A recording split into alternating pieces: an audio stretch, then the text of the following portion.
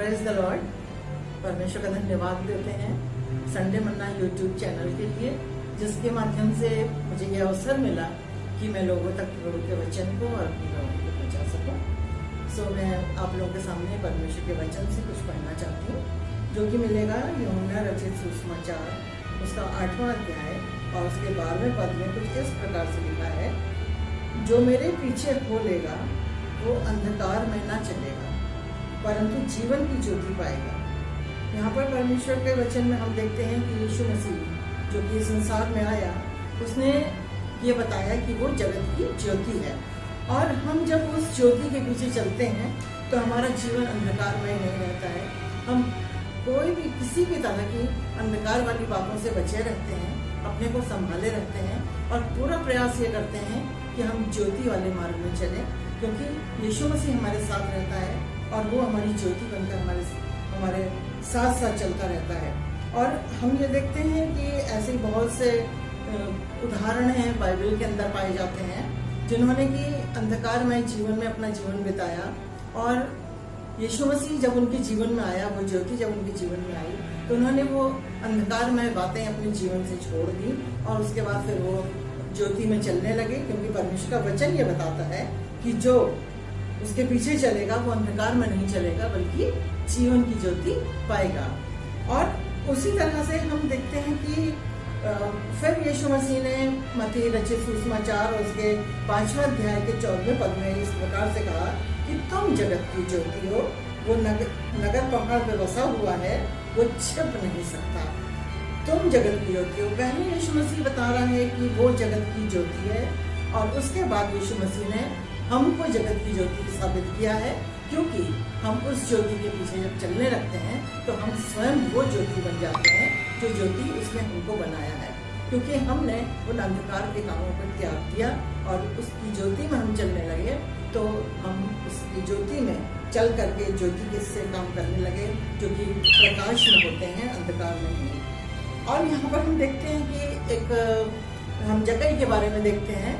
वो एक ऐसा व्यक्ति था जो कि बुरे काम करता था, गलत तरीके से पैसा कमाता था, और बहुत से उसके अंदर बुराइयां थी कि लोग उसको अच्छी दृष्टि से नहीं देखते थे।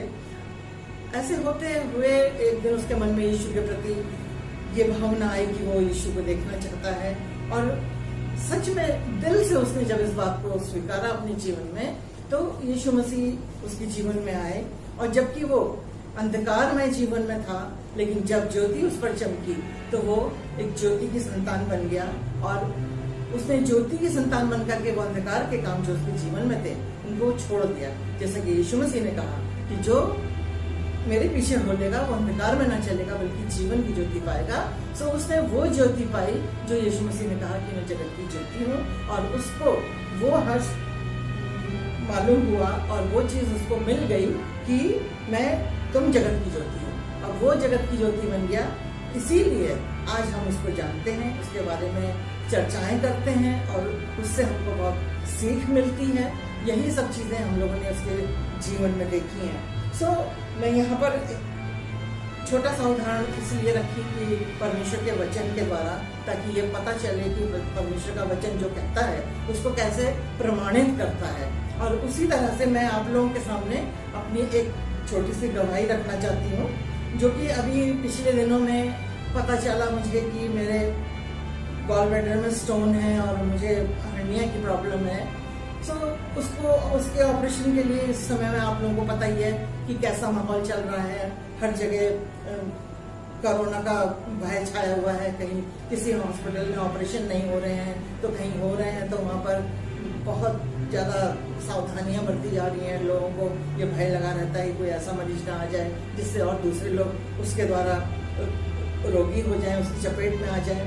सो बहुत सी समस्याओं का सामना करते हुए परमेश्वर ने वो समय निश्चित किया जब मेरे ऑपरेशन के लिए टाइम निश्चित हुआ। मैं हॉस्पिटल गई, मैं इस मंडे हॉस्पिटल गई थी 17 अगस्त को, और ये कहा था कि 19 को ऑपरेशन होगा और 21-22 तक हम सेकंड तक वापस आ जाएंगे। और हुआ ये कि मैं 17 को एडमिट हुई और 18 को मेरा ऑपरेशन हो गया और ऑपरेशन तो सक्सेसफुल रहा, कोई परेशानी नहीं, मुझे कहीं से ऐसा महसूस नहीं हो रहा था कि मेरा ऑपरेशन हुआ, ना मेरे बोलने से ना किसी चीज़ से लोगों को ये लग रहा था कि मेरा ऑपरेशन हुआ है। तो सब लोग बड़ा आश्चर्यचकित थे।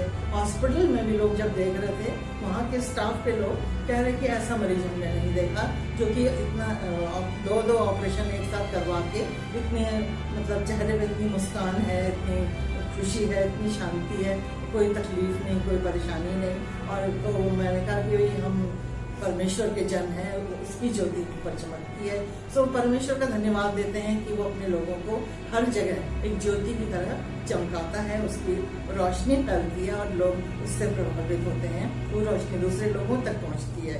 सो परमेश्वर का मैं धन्यवाद देती हूँ कि फिर मैं उसके 2 दिन बाद मैं फिर अपने घर वापस आ गई और घर आ करके प्रभु ने मुझे ये अवसर दिया कि मैं आज प्रभु के वचन से आप तक अपनी गवाही को पहुंचा सकती हूँ और आप लोग भी इससे आशीष पा सकते हैं।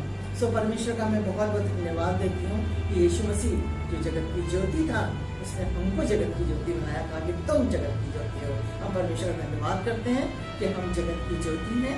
सो मैं परमेश्वर का बहुत बहुत धन्यवाद देती हूँ और आप सब लोगों को भी। और इस समय मैं एक छोटा सा गाना आप लोगों के सामने गाऊंगी और फिर मैं इसको समाप्त करूंगी। तुम